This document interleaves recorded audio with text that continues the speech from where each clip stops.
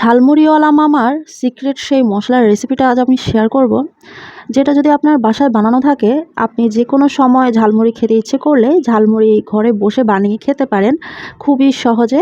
Hello everyone, আসসালামু আলাইকুম। কেমন আছেন সবাই? আশা করছি ভালো আছেন। আমি আলহামদুলিল্লাহ ভালো আছি।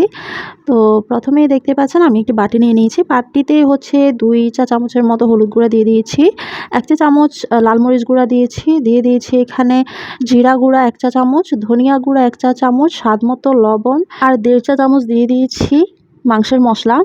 তো মাংসের মশলাটা অবশ্যই দিবেন, তাহলে ফ্লেভারটা অনেক বেশি ভালো আসে। আর দিয়ে দিয়েছি 1 চা চামচ চাট মশলা, দিয়ে তারপর সামান্য একটু পানি দিয়ে আমি হচ্ছে একটা পেস্ট তৈরি করে নিচ্ছি, দেখতেই পাচ্ছেন।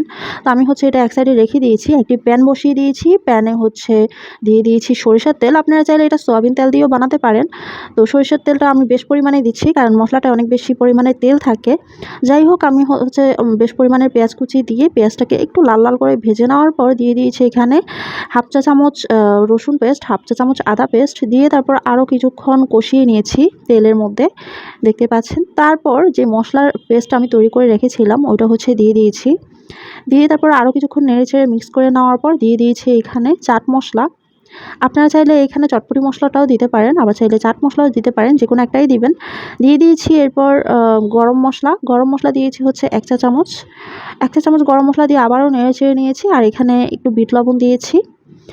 তারপরেই তো কিছুক্ষণ কষাতে কষাতে যখন পানিটা একদম চলে যাবে, তেলটা উপরে মানে একদমই পানি থাকবে না, তখন হচ্ছে এই যে কালারটা এমন আসবে, তখন হচ্ছে আমি নামিয়ে নিয়েছি, দেখতে পাচ্ছেন একটি বাটিতে নিয়ে নিয়েছি। তো এই তো আমার মশলা কিন্তু রেডি। আমি আবার ঝালমুড়ি বানিয়ে আপনাদের সাথে শেয়ার করছি আমি কিভাবে ঝালমুড়িটা বানিয়েছি। তো প্রথমে একটি এয়ারটাইট বক্সে আমি হচ্ছে সালাদ নিয়ে নিয়েছি। সালাদের মধ্যে ছিল হচ্ছে শসা, টমেটো, কাঁচামরিচ, ধনিয়া পাতা, পেঁয়াজ কুচি। তো আমি হচ্ছে এখানে আপনারা চাইলে পুদিনা পাতাটাও দিতে পারেন, আর ছিল লেবু কুচি। তো এগুলা দিয়ে তারপর হচ্ছে আমি ভালো করে মিক্স করে নিচ্ছি। সাথে কিন্তু মুড়িয়ে ছিল, আর 1 থেকে 1.5 চা চামচের মতো সেই মশলাটাও দিয়ে ভালো করে ঝাঁকিয়ে নিয়েছি, যেভাবে হচ্ছে ঝালমুড়িওয়ালা মামারা ঝাঁকিয়ে নেয়। তো ওইভাবে ঝাঁকিয়ে হচ্ছে আমি একটি কাগজকে কোন শেপে করে নিয়েছি, যেভাবে হচ্ছে বাইরে ঝালমুড়ি মামারা দেয়। তো ওইভাবে কোন করে নিয়ে আমি ওই কোণের মধ্যে হচ্ছে ঝালমুড়িটা ঢেলে নিয়েছি, দেখতেই পাচ্ছেন। তো এরপর আমি কিন্তু চানাচুরও দিয়েছিলাম, সেটা হয়তো বলতে ভুলে গিয়েছি। যাই হোক, তো এই তো আমি বেশ পরিমাণে বানিয়ে নিয়েছি ঝালমুড়িটা। এটা খেতে অসম্ভব মজার হয়। আপনার হচ্ছে বাইরে যে ঝালমুড়ি মামারা বানায় ওইটা চাইতে আরও বেশি মজা লাগে আমার কাছে। তো এইভাবে হচ্ছে আপনারা বাসায় বানিয়ে নিতে পারেন। আর এই যে মশলাটা আমি কিন্তু অনেক কম পরিমাণের বানিয়েছি, আপনারা চাইলে আরও বেশি পরিমাণের বানিয়ে আপনাদের ডাইনিং টেবিলে রেখে দিতে পারেন 1 মাসের মতো, এয়ারটাইট বক্স অথবা কাঁচের বয়মে রেখে। এটা কিন্তু 1 মাস পর্যন্ত একদমই নষ্ট হবে না। ফ্রিজে না রেখে আপনি ডাইনিং টেবিলে রেখে এটা 1 মাস পর্যন্ত রেখে দিতে পারবেন।